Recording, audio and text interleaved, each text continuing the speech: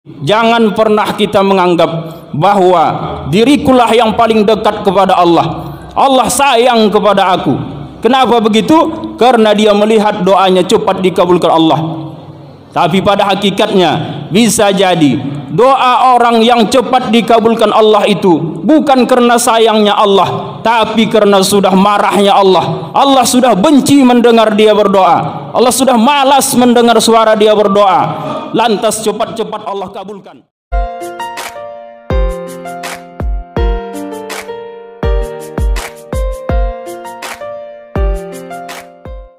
Masyarul muslimin jamaah salat Jumat dirahmati Allah. Adapun tema khutbah kita pada kesempatan kali ini adalah mengenai terkabulnya doa seorang hamba.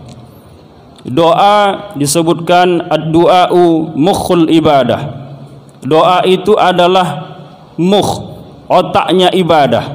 Karena itu di samping kita beribadah, di samping kita salat misalnya, maka jangan sampai kita tinggalkan doa. Jangan sampai ketika selesai salat lantas kita cabut, tidak mau kita berdoa kepada Allah Subhanahu wa taala. Bahkan disebutkan innahu man lam yas'alillah yaghdabu alaih. Sesungguhnya barang siapa yang tidak mau berdoa kepada Allah, dia tidak mau meminta kepada Allah, maka Allah marah kepada dia. Karena itu jangan kita menjadi hamba Allah yang sombong. Kita tidak mau berdoa kepada Allah, cukup hanya beribadah saja, cukup hanya salat saja, tapi kita tidak mau berdoa kepada Allah. Kalau seperti itulah kita, maka bisa jadi Allah marah kepada kita. Kenapa Allah marah? Karena kita tidak mau berdoa kepada Allah Subhanahu wa taala. Sedangkan berusaha saja. Kita berusaha, kita juga dituntut untuk berdoa. Di samping kita usaha, mesti kita berdoa agar usaha itu mendapatkan berkah dari Allah. Maka jangan tinggalkan berdoa, karena disebutkan ad-du'a'u mukhul ibadah. Doa itu adalah otaknya ibadah. Satu tubuh, kalau tubuhnya lengkap tapi otaknya tidak ada, maka tidak sempurna, tidak baguslah, tidak ada fungsi tubuh tersebut. Begitulah ibarat doa di samping kita beribadah kepada Allah Subhanahu wa taala. Kita mesti mengetahui bahwa semua doa itu dikabulkan oleh Allah Subhanahu wa taala. Tidak ada satu doa pun yang tidak dikabulkan oleh Allah Subhanahu wa taala. Allah berfirman di dalam Al-Qur'an, "Wa qala rabbukum ud'uni astajib lakum." Dan Tuhanmu telah berfirman, apa kata Allah? Ud'uni, berdoalah kalian kepadaku. Astajib lakum, pasti akan aku ijabah semua doa-doamu. Ini firman Allah di dalam Al-Quran.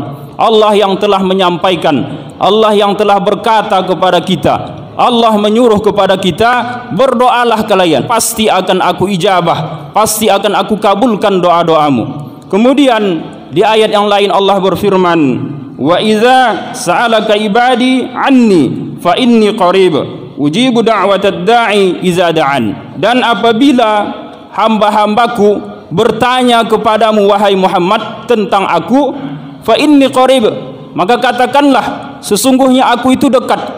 Allah Subhanahu wa taala itu dekat dengan kita, dekat dengan hamba-hambanya. Ujibu da'watad da'i iza da'an, maka aku menjawab, mengkabulkan semua permohonan para pendoa ketika mereka berdoa kepadaku.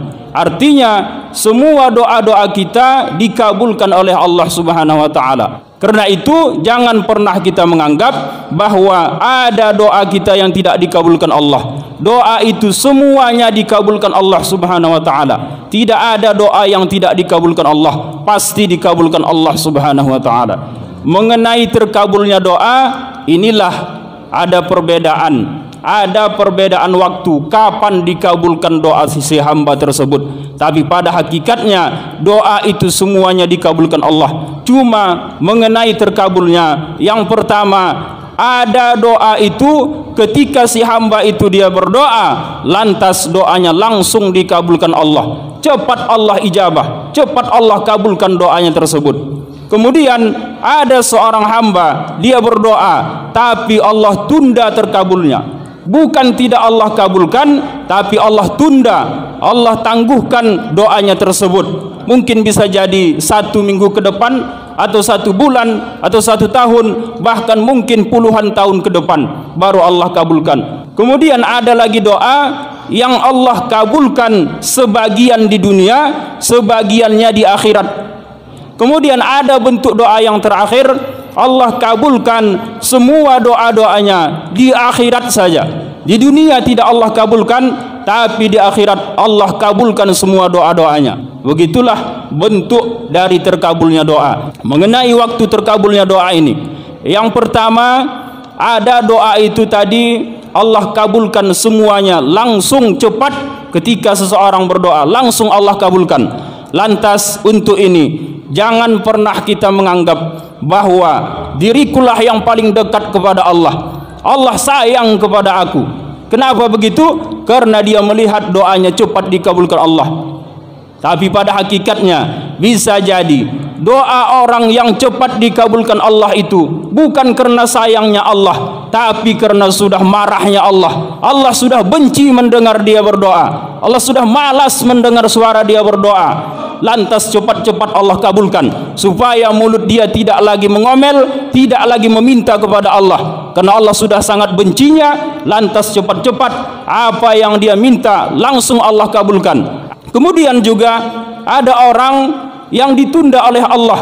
Kenapa ditunda oleh Allah doanya dikabulkan? Karena bisa jadi karena Allah sangat sayang kepada dia, karena Allah sangat senang mendengar dia berdoa. Allah sangat senang mendengar suaranya. Allah sangat senang mendengarkan rintihannya, mendengarkan tangisannya. Allah sangat ingin selalu setiap waktu mendengarkan suaranya, merengek, berdoa, meminta kepada Allah. Karena senangnya Allah, maka Allah tunda doa tersebut dikabulkan. Sebab ketika Allah kabulkan, bisa jadi si hamba tadi tidak bakal lagi berdoa kepada Allah. Karena itu jangan kita menganggap karena Allah menunda doa kita, Allah benci kepada aku. Karena bisa jadi Allah itu sangat sayang kepada kita, tapi dengan sayangnya Allah tunda doa kita dikabulkan agar kita terus berdoa, memohon, menangis kepada Allah agar doa kita dikabulkan. Sebab karena Allahnya sayang, maka Allah tundalah doa kita tersebut. Kemudian mengenai terkabulnya doa, ada orang yang memang lama betul doanya dikabulkan. Kita bisa melihat di dalam sejarah menyebutkan bahwa Nabi Musa dengan Nabi Harun ketika mereka berdoa agar Fir'aun dan bala tentaranya dihancurkan Allah, berapa lama baru dikabulkan Allah doanya? Sejarah mencatat bahwa doa Nabi Musa dan Nabi Harun dikabulkan Allah pada rentang waktu 40 tahun. 40 tahun baru Allah kabulkan doa mereka. Lalu kita yang bukan Nabi, bahkan mungkin kita masih banyak dosa, maka tidak pantas kita menuntut kepada Allah untuk cepatnya dikabulkan. Terserah saja kepada Allah kapan Allah mau mengkabulkan doa kita. Yang penting kita berdoa, insya Allah semua doa pasti akan dikabulkan Allah, dan Allah tahu kapan waktunya doa itu dikabulkan Allah Subhanahu wa taala. Ketika kita berdoa Allah tunda terkabulnya doa kita, bukan sebab karena bencinya Allah kepada kita, karena sayangnya Allah Subhanahu wa taala kepada kita. Bisa jadi doa itu kalau cepat Allah kabulkan, bisa jadi kita sudah tidak ingat lagi kepada Allah, tapi karena Allah sayang kepada kita, Allah tunda doa kita, bahkan mungkin puluhan tahun baru Allah kabulkan. Allah tahu kapan waktu yang tepat untuk mengkabulkan doa-doa kita tersebut. Bahkan bisa jadi Allah kabulkan semua doa-doa kita itu di akhirat kelak. Karena itulah yang paling terbaik, doa kita dikabulkan Allah di akhirat kelak. Di dalam hadis Rasulullah sallallahu alaihi wasallam disebutkan, "Ma min da'in yad'u illa istijaballahu lahu da'watahu." Tidak ada seorang pun yang berdoa melainkan Allah ijabah, Allah kabulkan apa yang dia doakan. Aw sarafa anhu mislah su'an, atau Allah palingkan darinya, dari si hamba yang berdoa tersebut, berupa musibah atau bencana, berupa keburukan. Kemudian aw hatta min zunubihi biqadariha, atau doa tersebut Allah kabulkan berupa Allah ampunkan dosa-dosanya seukuran dengan doa yang dia doakan. Kalau dia banyak berdoa, maka banyaklah dosa yang Allah ampunkan. Kalau dia sedikit berdoa, maka sedikitlah dosa yang Allah ampunkan. Malam yad'u bi ismin aw qati'atir rahim, selama dia tidak berdoa untuk perbuatan dosa ataupun perbuatan, yakni doanya untuk memutuskan silaturahim. Artinya semua doa pasti akan Allah kabulkan selama doanya itu tidak tujuannya untuk perbuatan dosa ataupun tujuannya untuk memutuskan silaturahim. Sebagai kesimpulan, bahwa semua doa pasti akan dikabulkan Allah. Tidak ada satu doa pun yang tidak dikabulkan Allah. Hanya saja perlu kita melihat ada waktunya kapan Allah mengkabulkannya. Kemudian doa itu mesti, jangan sampai kita berdoa untuk perbuatan dosa, untuk perbuatan maksiat. Ini pasti tidak bakal dikabulkan Allah. Kemudian juga jangan kita berdoa untuk tujuannya memutuskan silaturahim. Ini juga tidak bakalan dikabulkan Allah. Kemudian terakhir, kepada orang yang berdoa itu sendiri, dia mesti jangan lagi memakan makanan haram. Sebab ketika seseorang masih berada di dalam tubuhnya makanan haram atau pakaian yang masih bercampur dengan yang haram, pasti doanya tidak bakalan dikabulkan Allah. Sudah tercatat di dalam sejarah. Di zaman Rasulullah ada seorang sahabat menangis meminta kepada Allah, ya Rabb, sampai menangis dia meminta kepada Allah agar dikabulkan doanya, tapi doanya tidak dikabulkan Allah. Lantas apa jawab Rasulullah? Atib tu'mataka tastajib da'wataka, perbaiki makananmu, pasti akan Allah ijabah doa-doamu. Kenapa Rasulullah mengatakan demikian kepada sahabat tersebut? Karena Rasulullah tahu bahwa makanannya masih bercampur dengan yang haram, pakaiannya masih bercampur dengan yang haram, maka pasti doanya tidak bakalan dikabulkan Allah. Karena itu Rasulullah mengatakan, perbaiki makananmu, baguskan makananmu, jangan bercampur dengan yang haram. Makanlah makanan yang halal, jangan pernah ada sedikit pun makan yang haram. Karena ketika ada makanan yang haram, pasti doa tidak bakalan dikabulkan. Tapi ketika makanan kita sudah halal semua, apa yang kita pakai semua halal, insya Allah pasti doa itu bakalan dikabulkan Allah Subhanahu wa ta'ala. Kemudian terakhir, dalam kajian tauhid, bahwa bisanya kita berdoa, bisanya kita beribadah, berdoa kepada Allah, mengangkat tangan, mengucapkan lisan kita untuk berdoa kepada Allah, itu semua adalah atas izin Allah Subhanahu wa ta'ala. Allah memilih kita untuk menjadi hamba-hambanya yang mau berdoa kepada Allah Subhanahu wa ta'ala.